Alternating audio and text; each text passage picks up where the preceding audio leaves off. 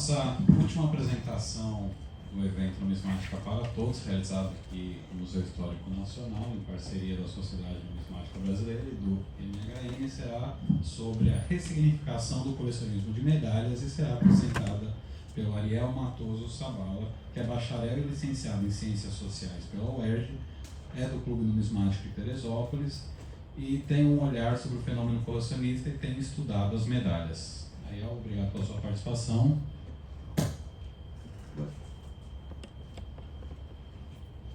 Boa tarde. Agora eu desliguei. Boa tarde. Queria agradecer a oportunidade de estar aqui falando com vocês. E essa vai ser a primeira vez que eu apresento o que eu considero o meu filho, né, a minha monografia, pro público. Como meu orientador ele estava na Espanha, eu recebi um parecer da banca e eu não tive a oportunidade de apresentar. Eu creio que seria algo muito positivo. Então, está aqui o meu trabalho, uma parte do meu trabalho. Eu também não vou me estender muito, porque a hora já é avançada e 5 horas o museu fecha, mas queria agradecer vocês por estarem aqui me prestigiando. Esse tema surgiu de uma conversa casual no WhatsApp com um amigo de Belém. A gente começou a conversar sobre diversos assuntos e uma hora a gente chegou na palavra ressignificação. E essa palavra capturou a minha atenção e era um momento que eu estava um pouco desanimado e tal com a graduação. Muito tempo de UERJ, entre paralisações, de greves, ameaça de fechamento, de falir, como uma boa universidade estadual, né? E eu comecei esse estudo, né, a mergulhar na numismática efetivamente em maio de 2020. Eu tinha um pote com algumas moedas que eram do meu avô, moedas de aço inox do plano cruzado, nada muito especial, mas que eu tinha um carinho, mas não muito grande. Minha família, né, ao ver esse interesse, eles, quando viajavam para fora do país, eles sempre traziam alguma coisa. E teve um belo dia que eu decidi vender isso tudo, porque eu estava parado lá, ocupando o espaço do meu armário em plena pandemia. Só que quando eu fui, né, à feira e vi coisas que eu nunca tinha visto, entrei em contato com pessoas, com colecionadores, o que o Amato falou ontem da mosca azul do colecionismo me picou outra vez. E eu comecei com o dinheiro que eu recebi dessa primeira venda, eu fui começando a adquirir mais peças. O interesse em particular pela medalística, ou como o Sr. Goulart Gomes chama de medalofilia, né, que é um termo, eu diria, um pouco mais apropriado do que medalística, né, que ele mesmo fala que o medalhista e a medalística, eles estão muito carregados semanticamente, né? Um atleta olímpico é medalhista, né? Então, da medalofilia. E o primeiro contato que eu tive com a medalha foi com, na verdade, um chaveiro quebrado do Benfica, que eu achei que era uma medalha e fiquei louco tentando pesquisar sobre ela, e no final eu descobri que era um chaveiro. Mas vamos à apresentação. Uma coisa que sempre me perguntam bastante: qual a diferença e o que é a medalha? Eu separei duas definições, uma primeira etimológica, né, do surgimento da palavra, do Dr. Álvaro da Veiga Coimbra, e depois uma definição segundo o numismata François Lenormand, foi criada por volta dos anos 1840. Então, segundo o Dr. Álvaro da Veiga Coimbra, a palavra medalha deriva do italiano medaglia, que durante a Idade Média era sinônimo de óbolo ou de meio dinheiro. Depois que as medalhas italianas foram desmonetizadas, o seu nome passou a ser aplicado a peças antigas e sem valor monetário. Mais tarde, por uma extensão natural, usou-se da mesma designação para todas as espécies de velhas peças e particularmente para aquelas que restavam da antiguidade. Todas essas informações elas estão na Noções de Numismática, que está no repositório da USP, é super acessível. Eu recomendo a quem está começando uma numismática ou quem já é, digamos assim, burro velho, a mergulhar nesse material, que é muito interessante. E outra definição, né, que está no Noções de Numismática 8, propriamente de medalha, é que são medalhas são peças de metal que, multiplicadas uniformemente, sem ter valor preciso e sem reunir os caracteres conhecidos e determinados pelo título, peso e tipos, são destinados a um fim comemorativo, religioso, artístico e premiado. Seguindo, o que é considerada a primeira medalha, mas ela não se encaixa muito bem, nem na definição do Dr. Álvaro Coimbra, nem na definição do Lenormand, é a medalha que é comemorativa, né? Na verdade é laudatória da visita de João VIII Paleólogo, o penúltimo imperador bizantino, a Ferrara. Mas por que ela não se encaixa muito bem? Na verdade, essa é uma medalha laudatória. Ela não faz menção ao concílio de Basileia, Ferrara e Florença. Começou na Basileia, foi para Ferrara e depois terminou em Florença. Foi uma homenagem, né, do Antônio de Pútio Pisano, que é o Pisanello, a o João VIII Paleólogo. E vocês podem observar que no anverso ele está a cavalo, ele está praticando caça, porque na época que ele fez a visita, né, entre fevereiro de 438 e outubro de 439, estava havendo uma epidemia de peste em Ferrara, então ele acampou fora da cidade. E a medalha ela só faz homenagem ao João VIII. O Dr. Álvaro, ele segue e fala assim: a medalha tal como a tinha concebido a Itália no século XV e como Vittorio Pisano, eu usei a grafia da época, eu não alterei, eu reproduzi na íntegra. Era essencialmente iconográfica. Era um retrato confiado a uma matéria imorredoura, que é o caso da medalha de João VIII Paleólogo, para passar à posteridade. Tudo aí estava subordinado à efígie e o tipo de reverso. Tudo aí estava subordinado à efígie e o tipo de reverso era apenas a divisa da personagem representada ou uma alegoria laudatória à mesma. Não se cuidava absolutamente de fazer disso a comemoração de um acontecimento, que é um dos pré-requisitos para a medalha, ou de um determinado fato. É a França que nos dá o primeiro exemplo de uma medalha comemorativa. Essa medalha em específico comemora o fim da Guerra dos 100 Anos, a guerra intermitente entre a Inglaterra e a França, que acabou em 1453. A medalha foi cunhada em 1454. E ela é muito parecida com as moedas que circulavam na época. O reverso, né? Na verdade o anverso diz assim: ó Rei Carlos, glória, paz e louvor sem fim estejam com você. Quando o reino da França foi mergulhado em grande perigo, você foi capaz de vencer a ira dos seus inimigos por seu valor, e você manteve o reino com o conselho de Cristo, reformando a lei. No reverso da medalha diz assim: na hora nona, nosso Senhor Cristo, antes de morrer, clamou: entrego minha alma em suas mãos, ó Pai. Um soldado esfaqueou no lado com uma lança, a terra tremeu e o sol escureceu. Ó Cristo, nós te adoramos. Então, aqui nós temos o primeiro exemplo de uma medalha comemorativa, como eu falei, comemora o fim da Guerra dos 100 Anos, essa guerra intermitente. Só que o berço, se a gente pode dizer assim, da medalhística é a França. Em 1550, o rei francês Henrique II enviou funcionários da Casa da Moeda de Paris, sob a supervisão de 2 ourives, lá para a Alemanha, para adquirir um maquinário para a cunhagem de medalhas com objetivo propagandístico. Em 1572, Germain Pilon, um gravador, é nomeado pelo rei Carlos IX da França para o novo cargo de controlador geral de efígies. Anos mais tarde, Pilon produz uma série de retratos em placas fundidas de membros da dinastia Valois e uma série de medalhas em homenagens aos feitos do rei Henrique III. Essa medalha específica foi cunhada por volta de 1596, entre 1586 e 1596. E comemorava um tratado do rei Henrique III com alguns embaixadores dos cantões suíços. No reverso é Luísa, a esposa dele. Luísa. Seguindo. Sobre o colecionismo. O colecionismo é a prática que as pessoas têm de guardar, organizar, selecionar, trocar e expor diversos itens por categoria. em função de seus interesses pessoais. Francisco Marshall, 2005, diz que o ato de colecionar se apresenta em uma gradação, que é composta de 3 fases: ordenar, colecionar e narrar. Num primeiro momento, narrar parece que destoa totalmente das outras 2 fases, mas ela faz muito sentido. E antes dessa gradação, o que eu considero a fase 0, e ainda tem uma última fase que é a fase 4.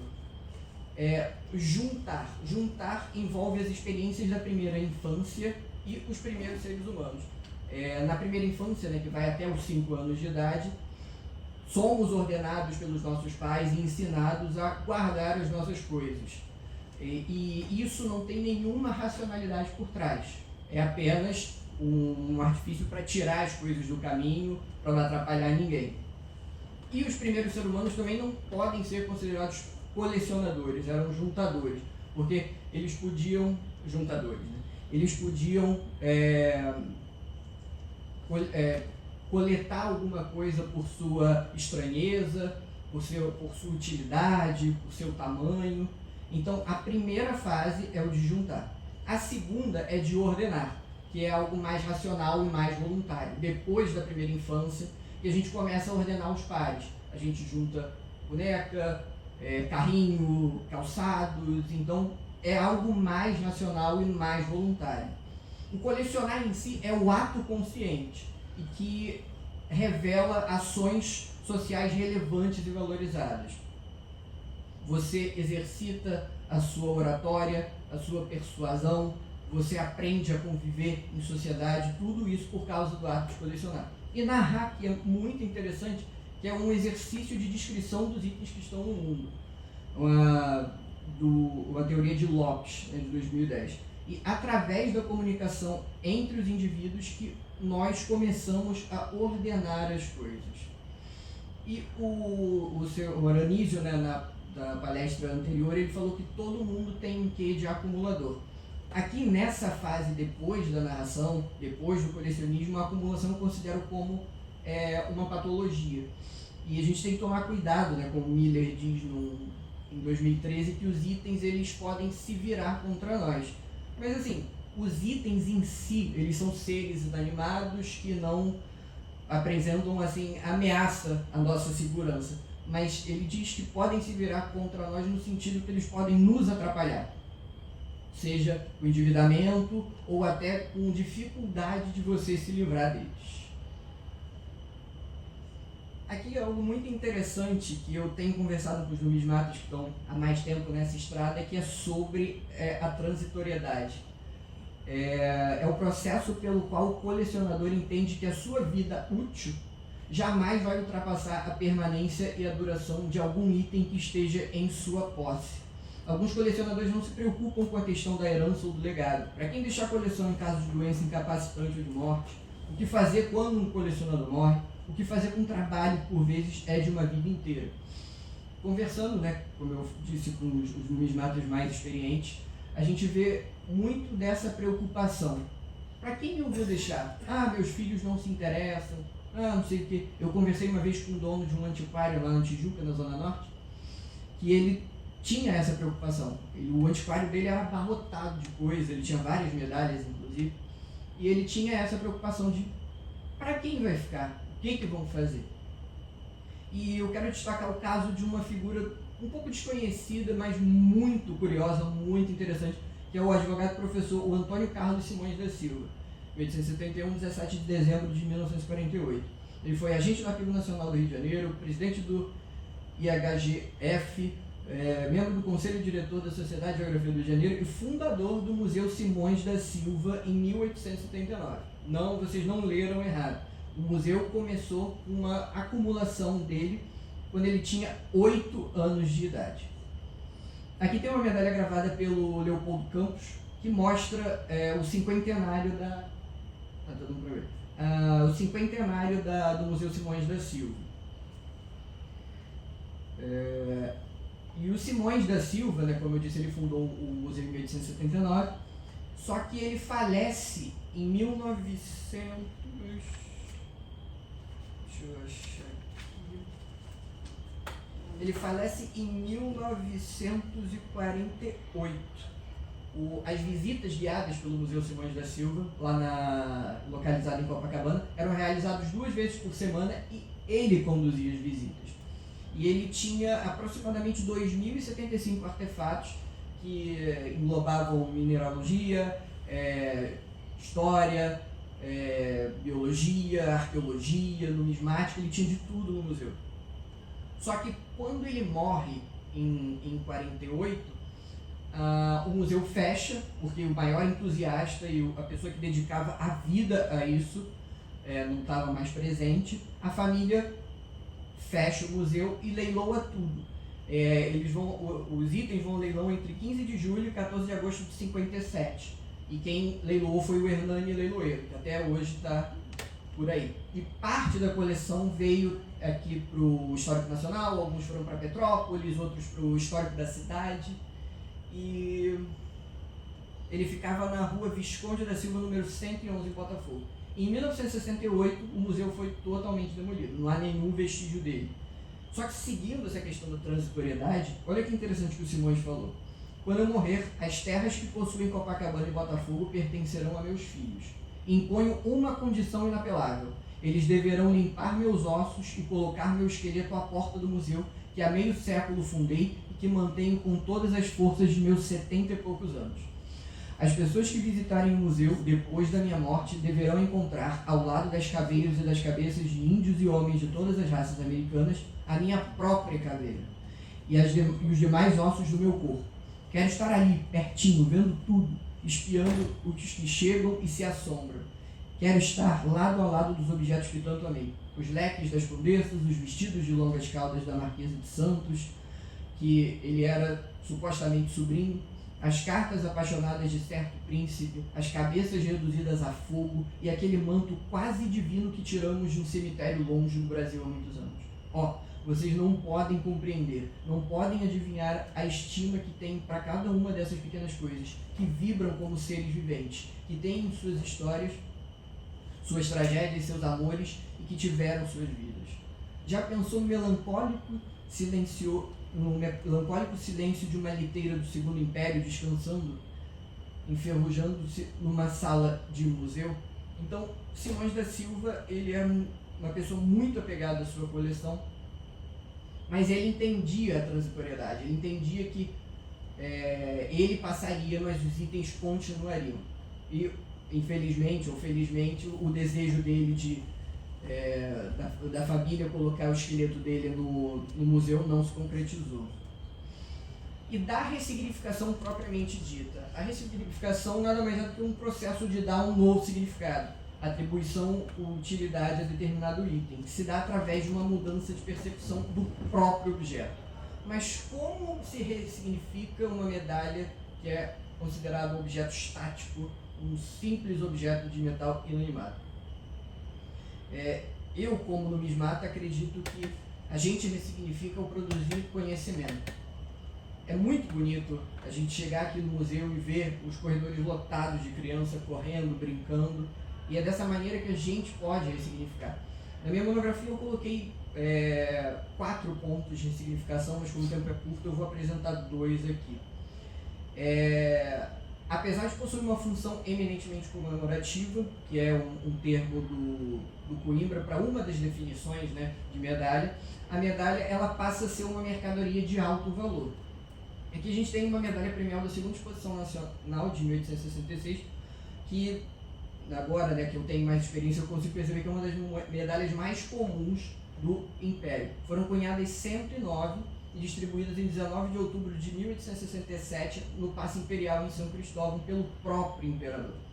Então, essas medalhas foram dadas pelo próprio imperador para provavelmente uma companhia ou uma pessoa que teve um destaque na exposição. Só que toda essa história se perde quando ela vira um objeto,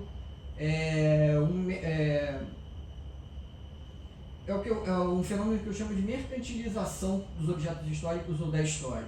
Você passa a tratar peças maravilhosas como essas do Christian Luster, né, um dinamarquês radicado aqui no Brasil, como uma simples mercadoria. E você não liga para a história, para quem ela passou, em que bolso ela teve, provavelmente, e para quem ela foi premiada. e medalhas como objetos portáteis e portadores de histórias, das quais novas narrativas se originam.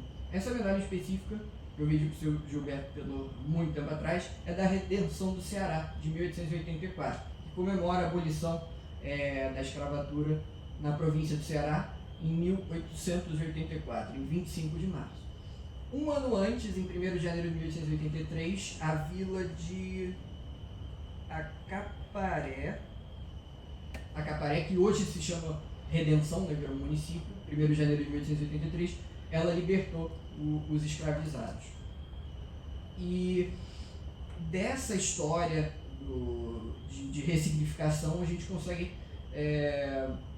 tirar novas histórias, novas lições. Né? Eu fico imaginando, pouquíssimas pessoas sabem desse fato. Né? A gente é ensinado de uma maneira, e as medalhas também servem para isso, né? De contar uma versão oficial dos fatos.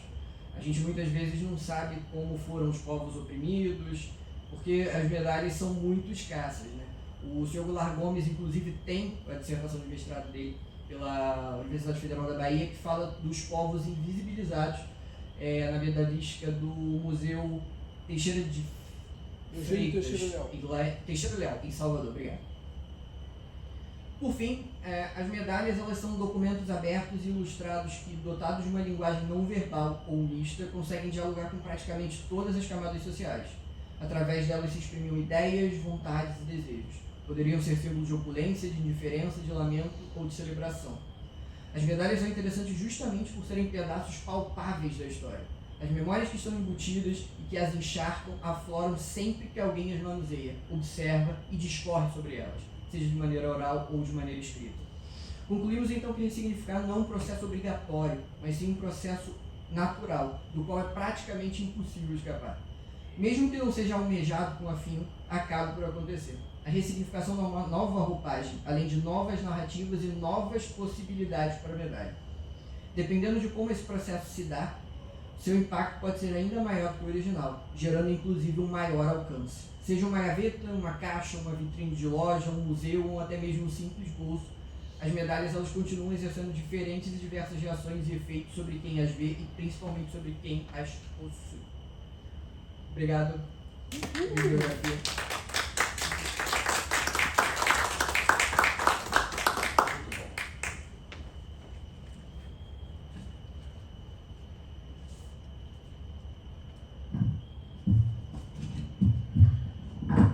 Ariel, muito obrigado, porque você trouxe uma compreensão de medalhas que muita gente não percebe. E na verdade você já contou que a gente conta mais histórias com as medalhas de maneira direta, e você tem feito estudos aí que muita gente ainda nem chegou perto. Obrigado. Eu quero saber se alguém quer fazer uma pergunta. Oi, Hilton. Você deixou o Emerson. Vamos fazer mais uma pergunta e terminarmos, porque nós estamos assim 10 minutos além do fechamento.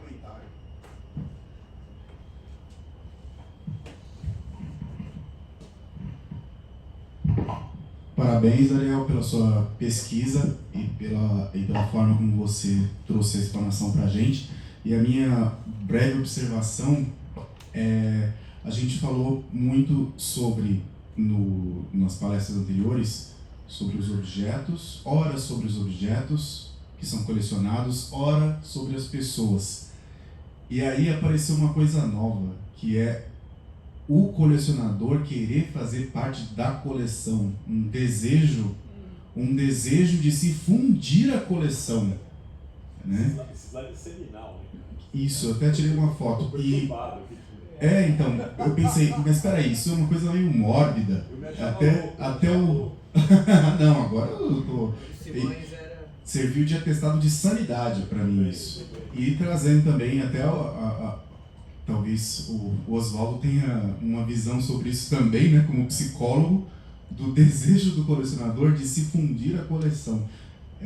Então, obrigado por ter trazido essa minha observação e parabéns pela pesquisa e pela apresentação. Alguém mais quer fazer alguma interferência? É só rasgar seda, né? Ariel, você fala muito bem em público, cara. Obrigado. Tava super nervoso. Espetacular a maneira como você conduz. Parabéns, cara. Obrigado. Eu nunca tinha tido a oportunidade de te ver falando em público. É a primeira vez. Muito legal. Se é a sua primeira vez, você está muito bem, cara. Obrigado. Parabéns. Muito bom.